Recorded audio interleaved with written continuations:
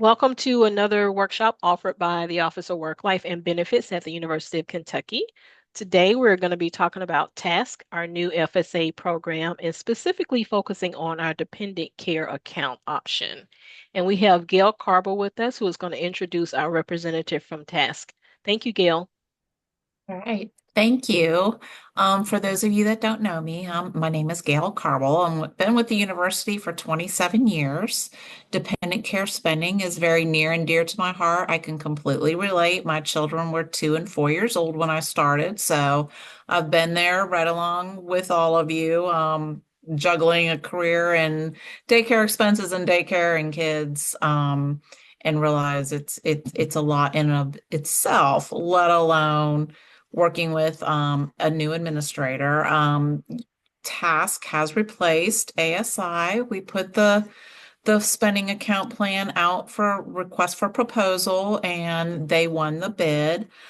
We don't just look at the price of the product, but we also look at the different services that are available. Of course, there with change, there are nuances, new things to learn, and on both sides, on our side as well as task. And so truly to answer a lot of the questions, which I appreciate. Some of you had emailed me directly some questions.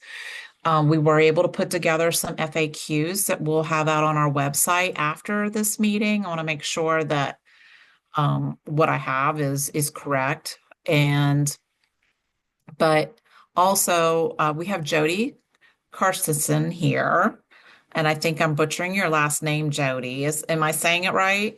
You were close. It's pretty close. It's fine. Okay. Okay, you're full of grace. But Jodi is here. She is the expert on task and the plan, and I thought it would be best to have the expert here to answer questions and provide you the information. So she's going to start with a summary, and then we'll get into the details. Take it away, Jodi. Thank you, Gail. Good afternoon, everyone. So yeah, I'm just going to do a really quick summary. I'm going to do a short video and a couple slides because I want really for you to have the opportunity to ask all the questions that you need to ask. So this should be pretty quick, but we are here to discuss the dependent care plan.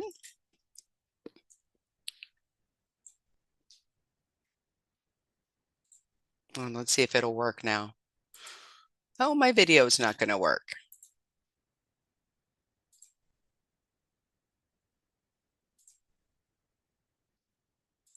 Unfortunately, we're not going to play the short video because it is not wanting to work through Zoom. Not sure exactly why it worked through Teams when I tested it, but that's okay.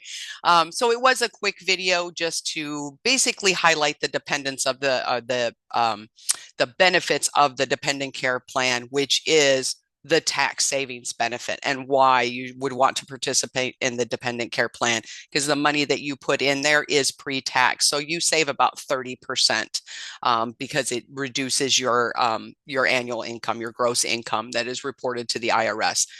So the video just kind of went over that real quick. But dependent care eligible expenses would include any daycare expenses, before and after school care, nanny expenses, nursery school or pre-K, registration fees, and elder care. Ineligible expenses would be like tuition for a school, for an education in nature, right? That doesn't include pre-K. Transportation, activity fees and supplies, field trips, overnight camps, or kindergarten. Those are not actually eligible for the dependent care plan. We do have a dependent care contract, which I'm getting the sneaky suspicion there was something very similar with ASI as well. But what this contract allows you to do is use it instead of receipts, because we understand if it's an in-home daycare or a nanny or even your smaller daycare centers, they're not able to provide you with receipts that satisfy all of the IRS requirements. So this is a snippet of our dependent care contract where you fill out your information on page 1 and your dependents information. And then on page 2 is where the provider, the information that you pay that daycare provider, and you can do it weekly, monthly, or the entire annual. spend. So you can do it from July 1st through June 30th for your annual election for your plan. And that's where you can put that amount in. And what this does is it allows you to not only document your claim and get it approved and satisfy IRS requirements, but it also allows you to submit a recurring claim. So that's when we get into the benefits, right? The dependent care contract. What is the benefit of this? It replaces standard daycare receipts that do not satisfy IRS documentation requirements. It also allows for a recurring claim that will automatically pay out when contributions are added to the account. And then it ensures that all plan funds are utilized and reduces the chance of forfeited funds. Because if you submit this claim at the very beginning of the year, you don't have to wonder, did I forget to submit them? What's going on? It's going to automatically happen for you. So we do recommend the use of the dependent care contract, although it is not required. You do not have to use the contract. If you had a daycare provider that would accept the card, you can use the card, or you can save up and submit your claims at the end of the year. You can use invoices, whatever's convenient for you, but we do offer this contract to make it a little bit easier, because I know documentation requirements is the worst part of these pre-tax benefit plans. And are there any questions? I do have some that were already submitted before when you guys registered. So I will just go ahead and go over those first, and then we'll open it up to you to ask any questions. The first question is, what is required to submit a dependent care claim? If you use the contract, you can actually go onto the online portal or the mobile app. You can submit a claim for your entire annual election. So if it's $5,000, you submit a claim for $5,000. Just use July 1st, as your date of service. And then you attach the dependent care contract to that and you submit it. And then that will start a pending claim. So anytime a contribution is paid out or a contribution is paid into your plan, it will automatically pay out to you until that claim is completely satisfied. Another question was, I'd like to know the process and how to find out if my child care provider accepts it. And I'm kind of wondering if this may be about the card, and less about the actual program itself. There are some daycare providers that do accept FSA cards. The only caveat to that is that it will be restricted to your balance that is currently in your account. And from experience and from other people that I know, usually daycare is more expensive than what you're allowed to do on a per payroll deduction. So you'd have to do a partial payment with the card and then pay the remainder out of pocket if it's more than what you have available in your account. Then the next thing is partially paid expenses are a bit confusing. The claim has a pending status until it's completely satisfied. That is correct. It does have a pending status because in order to switch it to paid, that means that the entire claim has been paid, or all that was eligible on that claim has been paid, excuse me. So if there is a claim that the entire amount of the claim has not been satisfied, it will stay in pending status. But if there's any issues with it, it would not be in a pending status. It's only pending when it's been received and approved, and it's just waiting for the funds to hit the account to pay out. And then once it's completely satisfied, then it'll move to a paid status. And then the same question we got in the chat, can we get reimbursed transferred directly to our bank account? How do I get the money to go straight into a checking account? Absolutely. We do offer MyCash as a secondary reimbursement option. And the reason why we offer the MyCash is because it's the fastest disbursement option in the industry because it's available immediately. And there are some people that are uncomfortable putting their banking information online for direct deposit, or they may not have a bank account. So we really do want to cater to everybody's situation. So we do have the MyCash, we do have direct deposit, and we do have check disbursement. And it's up to you which you choose. The direct deposit can be set up directly through the online portal or the mobile app. And there is a MyCash flyer available to you. And that MyCash flyer will give you instructions on to set up a transfer schedule. You can do the transfer schedule a one-time transfer whenever you choose. You can do a recurring transfer. The recurring transfer can be set up weekly, monthly, or when a certain balance is reached. And the minimum is $25 for a recurring transfer, which most contributions and disbursements will be well over that $25 limit. But if you just want it to happen every single time you get a contribution that is applied, then I would do the recurring transfer. And those are the questions that I had in advance. So I'm going to open it up to the rest of you to ask your questions. Hi, I've got a couple questions, and I'm a little specific because it's my scenario that I'm in. So my daycare currently, like, it accepts the card, but it charges I think it's $6 like processing fee for it. So it's easier to pay it out of a bank account because it saves us the $6. Um, but I can't seem to get it to process the reimbursement. Um, Is that a situation where it would be better to do that paperwork that you just showed, The contract? the contract? Yes, absolutely. Where do Because we get you that? can, yeah, you can set up a direct payment from your bank account to your daycare provider. And then with us, you can go into your online portal, you can fill out the daycare contract, the dependent care contract, get that filled out and completed. And then when you submit your claims, it's going to happen on our side automatically and go into your bank account if you set up the direct deposit. And then you can do the direct payment to your daycare provider from your checking account. So you can absolutely do that. And then the dependent care contract is available on the microsite, which I put the microsite address in the chat. So it is in there. If you scroll up, you'll see it's ukytascfsa.com. It's got some helpful videos, as well as the forms that you would need. Okay, so the form is in this somewhere. Perfect. Yeah, if you go to that site, you should see the forms and the dependent care contract should be available on there. I believe it might also be available in the support documents in the participant portal as well. I think it's there as well. We try to put that one out all over the place because it is the most widely used form that we have, because it is really the easiest for the dependent care, 100%. Any other questions?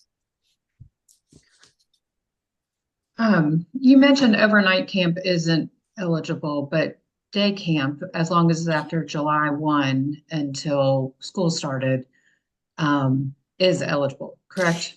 Yes, day camps Okay. or any camps that are really for the purpose of watching your child. I mean, they could have some other kind of component to them, but it can't be like the main component is educational in nature. But day camps typically are mostly, they'll have activities and they might have some learning activities and things like that. But the purpose of a daycare is to watch the children. And that is what the IRS expectation is. And so with my kids, they were in several different camps. And so this form or contract thing for me, I think would not be fun because it's like they did a week here, they did a week there. And so I don't have to use that if I'm understanding correctly. And then Correct. during the school year, they're in a extended day program through their school, but it's private and it's small. So basically, if I just stick with what I know, which is the name, the address, the tax ID number, the dates that were supplied, the cost, and then I have to make sure that the dates have transpired before I submit. That's to be sufficient. Yeah, so the IRS does require obviously the information that you were talking about, which is it Okay. requires the description of service, right? It's got to say Sure. on there that it's somewhere for childcare, right? Right. If it doesn't say that, then we can't really approve it. It does have to have the dates of service or the period of time that you're being charged for. And you're correct, you cannot submit them in advance. The IRS will not allow advance submissions. So anytime if you're charged for September 1st through September 30th, anytime after September 1st, you could submit it and you're fine, right? You just wouldn't be able to submit for October now Sure. because it's not October yet. And you could still, for the ones that if they don't have any receipts or invoicing that shows everything that's required, you could still use the contract. I mean, it is something you could still use if they don't have it. But yes, it would require more of the contracts to be completed because you have more providers that you use. Yep. Does that make sense? Yes, thank Okay, you. perfect.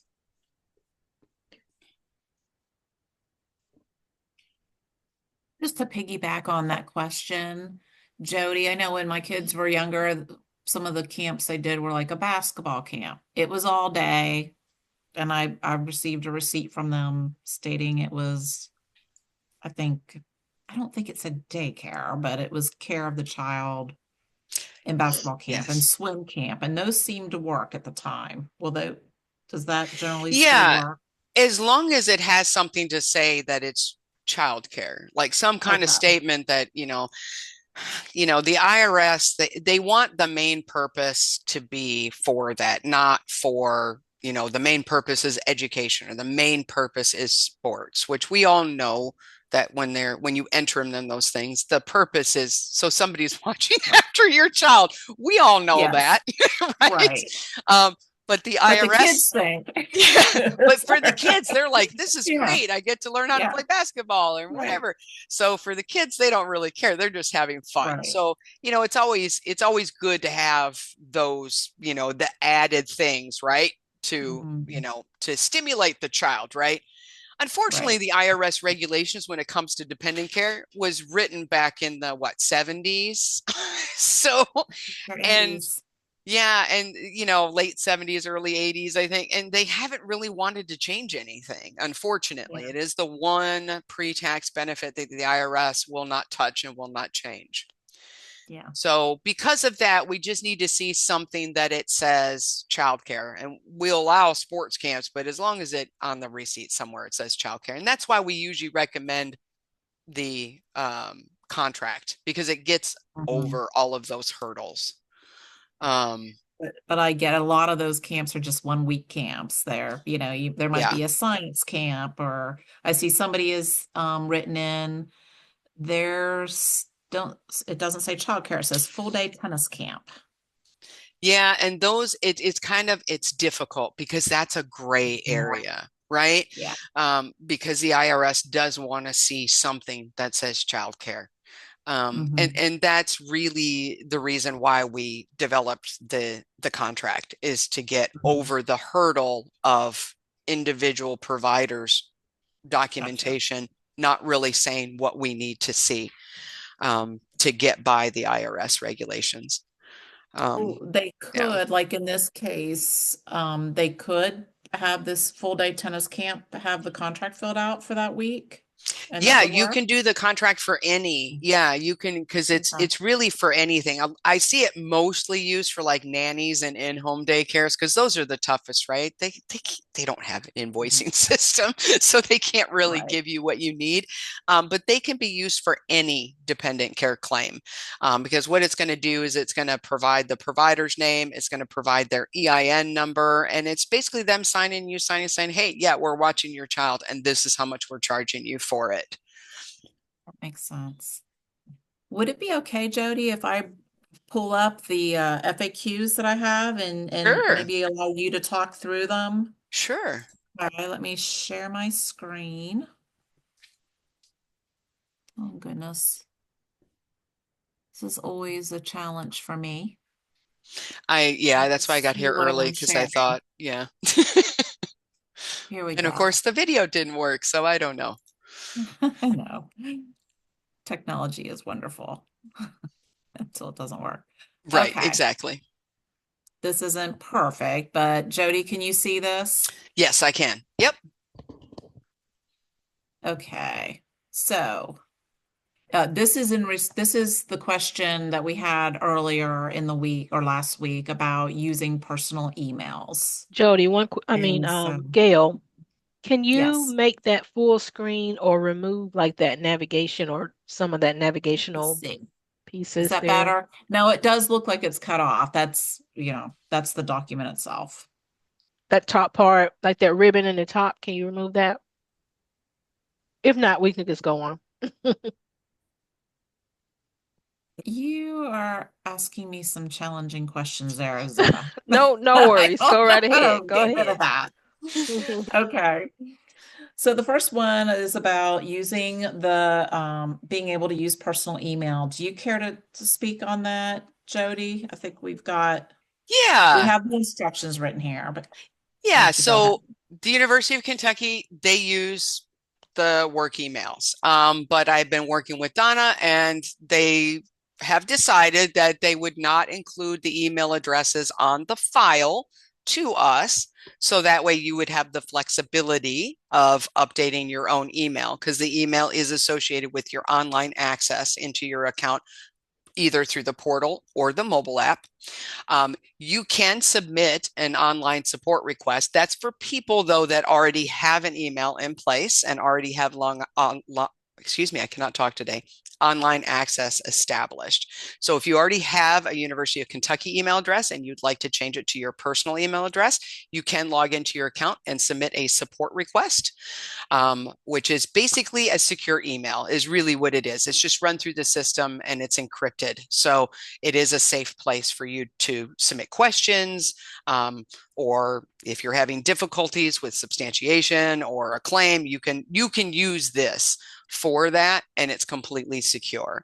But here are the screenshots of what it looks like. You just go up to the support, submit a support request, and then go through the instructions on to submit it. Now, let's say you don't have an email address on file. So you don't have online access and you would like to add an email. I did get confirmation from my customer care team that they will accept your email address change over the phone, but it has to be the primary account holder. So it has to be you, not your spouse. And you have to be able to answer a good number of questions about your account. And the reason why we do that is 100% for security, right? Because your login is associated with the email. So we cannot run the risk of somebody else getting your email to change. So, or requesting an email change. So that's why it's very important. And our customer care team is going to ask you a lot of different questions like what benefit plan are you enrolled in? What's your employer's name? What's your mailing address? They're going to ask you a lot of questions. So, but as long as you can verify those questions, they will do it over the phone, which is great because initially we don't usually like doing that over the phone for security purposes. So, um, okay. Gail, did you want to continue or? Thank you. Yeah. So the second question is there a standard operating procedure on using the app for new users? So we've included how to use the TASC mobile app instructions. It's hard to hear you, Gail, for some reason. Your mic is not picking you up. Okay. Is this back? Maybe I'm leaning back too far. No, it's still quiet for some reason.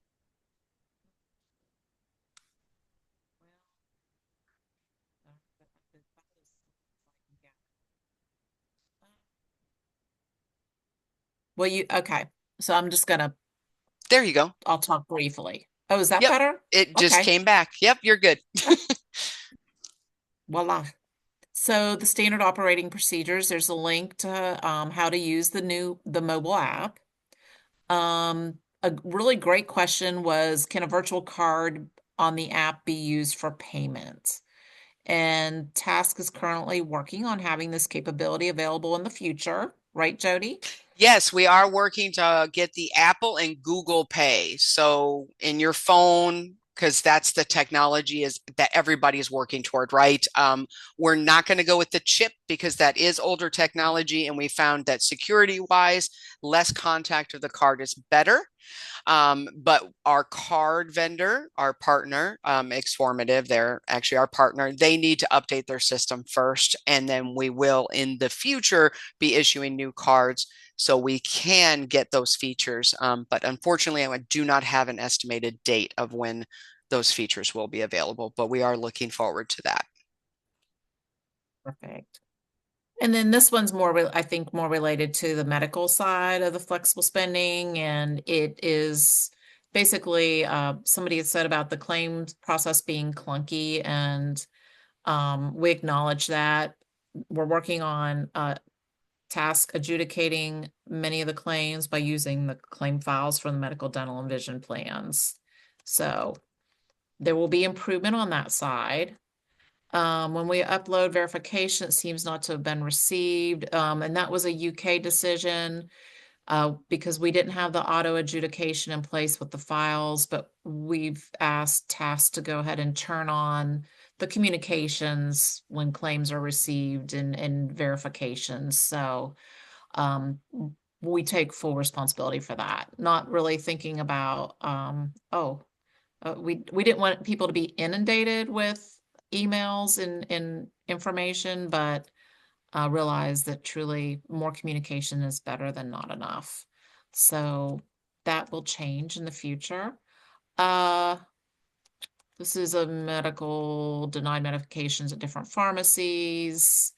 And I won't read into that since we're not talking about but you can read that later. And instructions to the MyCache, and those are what we also linked in the chat. So not only does the MyCache instructions inform you of how to be reimbursed on your card, but it will also give you instructions on how to have your money direct deposited into a bank account. And I think that was all of the questions, yeah, that I had from prior to the meeting. And I don't mean to, does anybody have any other questions or comments for Jodi? So Tracy dropped a contract into the chat and asked if that was the correct one. I just downloaded it, and that is different than the one that Jodi showed on the screen. So I'm not sure if that is the current one and it's been updated, or if could you clarify if we can use that or not? Let me see. Let me see which one was put on there. See if it, sorry, it's taking.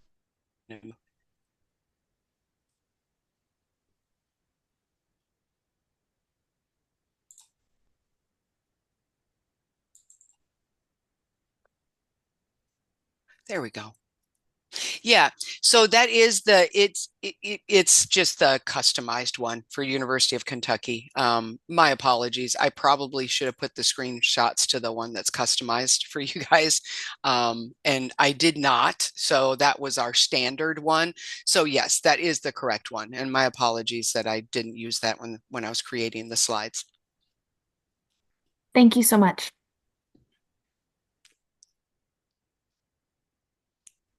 What number do you recommend we use if we need help in the process? Yeah, so if you do have any questions or need assistance, you can call customer care. They are open 8 to 5 all time zones, and they can walk you through the process if you need any assistance. If you feel comfortable with submitting a support request and asking it that way, you can do that as well. You don't actually have to call if you don't want to. That's really up to you. But I mean, the process is pretty straightforward. Just remember that contract, once you complete that and sign that, you want to make sure that whatever your service period start and end date falls within your plan year, first and foremost, because that's really important. And the cost, you want to make sure whether you break it down weekly, monthly, annual, that it's just going to equal your cost for that individual daycare provider if you have multiple, or for your entire annual election or more. So you could put the entire cost. Let's say your entire cost at your daycare was $20,000, but you only get $5,000 in independent care. Your contract's still going to say $20,000, but when you submit the claim, you're going to submit a claim for $5,000. If the contract says 5,000, that's fine too, but don't concentrate too hard on having it, worrying about the amount and matching your claim. Because as long as it's equal to or more, then you're perfectly fine. So I usually recommend if you have one daycare provider, you just do an annual total for the period of like for this year, it'd be 7/1/2024 through June 30th, 2025. That's the most important thing.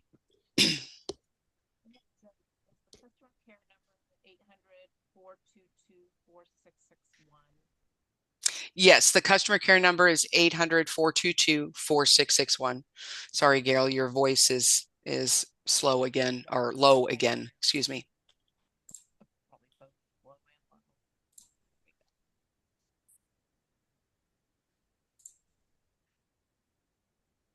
I have another quick question. I'm sorry. I just want to make sure I'm doing this right because Sure. I don't want to have to do it again. I'm looking at the contract again. The participant's name, that I'm assuming is my child's name, not my name. Nope, that's your name. That's Yep, my because name? you're the participant. And when Okay. you submit the claim through the online portal, the FSA plans do not require dependents to be listed. So you don't need to add your dependent to the portal unless you want to. The only purpose of adding them to the online portal on your account is if for like a medical FSA, you wanted a card for your spouse or your adult child that's away at college. In those circumstances, you would need to add them because you'd want a card for them. But for the dependent care, you don't need to put them in the system, but the participant name on the form, that is your name. Employer name, of course, is University of Kentucky. Your participant ID, that is through your online portal. You could put your employee ID there as long as you label it as employee ID, if it's easier for you, because we can look up your account by employee ID or your TASC ID. And then your email address if you have one on file. Then the dependent information, that's where you're going to put your child's name or children if it's multiple at one provider. So you'll put their first name, last name, and age. The reason why we ask for the age is because if you say 14, we'll know that you don't need dependent care because it's not eligible for a 14-year-old. Then the next section would be your provider certification. So that's where you put your daycare provider's name or the camp's name, their tax ID number, their address, and then that's where you'll end up putting your service period start date and end date, total cost, the duration, and then the provider's signature, and then your signature. And then when you submit the claim on the online portal, when it asks for who incurred the claim, you could put yourself. You don't have to put the dependent's name. It's perfectly fine. And as far as the date of service, you only get one date. So just put it the first day of the plan, or the day you're submitting it is fine too, because your contract's going to have everything we need. Does Okay. that make So sense? it does. I have another question. I just want to make sure I do it Sure. right. So my daycare charges weekly. Do I need to put the weekly or do I put the annually? You can do either. Because Okay. what they're going to do is they're going to add up. If you say $200 weekly from this period to this period, they're going to add that up and just make sure that it equals your claim or is more. Okay. But I find that a lot of times it's just easier to do the full amount, the annual, because you don't have to cap. But if weekly that's what you're used to is the weekly, then just do weekly. That's fine Perfect. too. Mhm. Thank you. That makes me feel a lot better. Appreciate Yeah, it. we want it to be easy for you, and I know this is new, and change is always hard. I mean, it's just one of those things in life. It's just difficult. So, but we want it to make it as easy for you as possible. So that's why we do allow, however you want to calculate it. You just want to make sure that you're calculating the full charge if you're going to do a recurring claim for your entire annual election.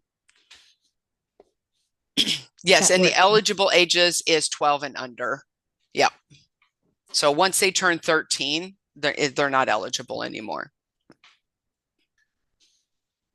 And the good thing is the IRS, there is a qualifying event for dependent care specifically that is not allowed for the healthcare FSA, and that's called change of cost of coverage. That means if you move and you change daycares and it increases or decreases, that gives you the right to change your election.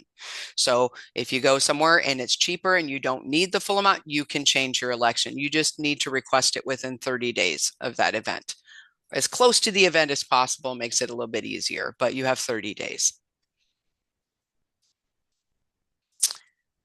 Did you say we were able to pick when reimbursements occur one lump sum when we reach the claim amount in our account versus monthly when funds are deposited? Yeah, it's really up to you how you want to do this. We have participants that like to stockpile their money and save it. So we have individuals that do this so many different ways. If you wanted to pay out as your contributions hit, then just do a recurring claim at the beginning of the year. But let's say, you know what? I only want it paid out quarterly. You could do that with the claim. You could submit quarterly claims, or you could just let the claim do its thing, set up a recurring claim, and then decide how you want the reimbursements to go to you after that. You could leave them all in the card and save all that money up for Christmas shopping if you wanted to, and then go use the card for Christmas shopping. Or you could wait until the end and do one huge transfer into your bank account at a one lump sum, or take it out whenever you want, or schedule it to transfer every time money's in there. There's really a lot of flexibility on how you want to submit the claim and how you want the claim processed versus how you want it dispersed to you or to your bank account. It's really kind of hard to go over all the options because there literally is so many different ways that you could do this, depending on what is your personal preference. There's not one rule for everybody because each of us are individuals, right? So we like things different. We like things the way we like them. So we try to accommodate for all of that. Does that answer your question? Hopefully. Giving you a thumbs up. Okay.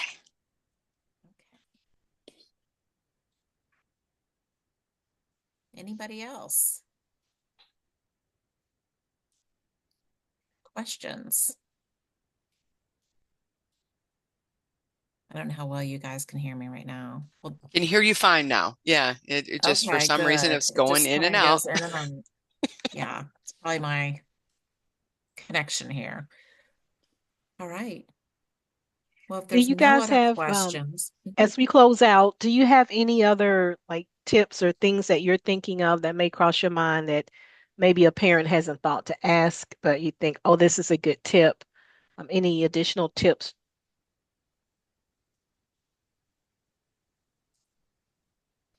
I think we covered just about everything. The main thing is, as long as the provider's the same, you do not have to submit claims separately for each of your child dependents. So if you have two children, 3 and 6, and they go to the same daycare, do one form, just put both their names on it, one claim through the system.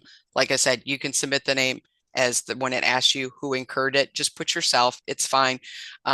Because that's just the method of you submitting it. And that's just you telling the system how much do I want to get paid out. It's the actual contract that's validating and verifying the claim itself, if that makes sense.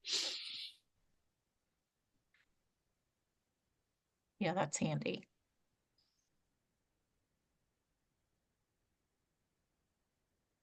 Anything else? You know, the one thing that I think is very different is with you guys, with TASC, we're able to have the claim reimbursed onto the card and then use the card for anything we want. Like you had mentioned, like Christmas shopping. Yeah. So yeah, the MyCash, we are the only administrator in the industry that does MyCash. And we did that because it is the quickest way to get your money, because once that claim is approved, if you have funds in there, it automatically is available on the card immediately. Whereas if you have direct deposit or a check, you have to wait for the processing time of that. And because we don't want to force people to have to put their bank account on the internet, a lot of people are a little bit unsure about that. So we understand that. So once you have a MyCash balance, which means you've had a claim that you requested reimbursement for, so you pay it out of pocket, you submitted your claim, and then the money comes from your FSA benefit plan, whether it's dependent care or medical, then it goes into the MyCash. From there, if you have a direct deposit set up, it's automatically going to trigger a transfer, which will take 1 to 3 business days, depending on your bank's processing time. If you have check selected, it's going to issue a check as long as it's $25 or more. So it's going to issue your check. But if you don't have either of those and you want to leave it in the card, there are several ways that you can access the money from the card. One is an ATM. You can actually request a PIN through the online portal. And if you have any free ATMs like we do here, we have a gas station called Quick Trip. They have no fee ATMs. I could go there, put my PIN in my card, and I could pull out my MyCash balance. So that is one way. The second way would be to actually go to a merchant. And it can be rather helpful as, say, you go to a pharmacy and you're buying FSA eligible items, but you're buying non-FSA eligible items as well. The card is smart, so it knows the difference. So when you swipe it at that pharmacy, the pharmacy tells the card which are eligible for FSA, and then it pulls those funds out of your FSA balance. And then the rest, anything non-eligible, if you have a MyCash balance, will pull out of the MyCash. Or let's say you don't have enough to cover the eligible FSA item, it'll pull what you have available. And then if you have MyCash, it'll pull the rest from the MyCash. So it's kind of smart that way as well. Keep in mind though, because we are reliant on the merchant system, and not necessarily the card does a lot and has a lot of features, but not all merchant systems allow for all of those features, like what we call partial approvals, meaning you have $200 available in your FSA balance. However, the charge is for $350. Our card will allow a partial approval. When it's swiped, it'll tell the merchant system there's $200 in here that you can use. Not all merchant systems allow partial approvals. So that could be a possibility depending on the merchant system. And if that's the case, you just have them run it for the amount that's available in your balance. And then there are some merchants we've run across that have MyCash restrictions, like it just isn't coded or isn't set up to accept that portion of the card, because it is secondary to the fact that it's a benefit card. And examples of that is like pay at the pump at a gas station. A lot of the pumps don't, for some reason, they just don't have it set up to where it works. And I have heard some Walmart locations. And that is another interesting thing about grocery stores. Sometimes it's only the registers at the pharmacy that accepts FSA cards. Sometimes if they have like general aisle, they're not set up because it's expensive. They have to be an IIAS or 90% merchant, and they have to have the system in order to process the transactions. And it's pretty expensive. So you may find that some locations just may not be set up for it. I know there was one particular that we had found there, Gail, and I can't remember the name of it. It was one location, DME, that was not set up for the card, unfortunately. So you might find those every once in a while, but if you do run across that, you can always pay out of pocket and submit a claim for reimbursement. But yes, that MyCash would be used like a credit card, MasterCard, and it's not restricted to your benefit plan eligibility because it's your money. So hopefully that provides a little clarity on the card and MyCash. And it's a lot, I know. Any other questions before we allow Jodi to go? We had a couple of people maybe join a little bit later. I want to make sure that we answered every question that's out there while we have Jodi.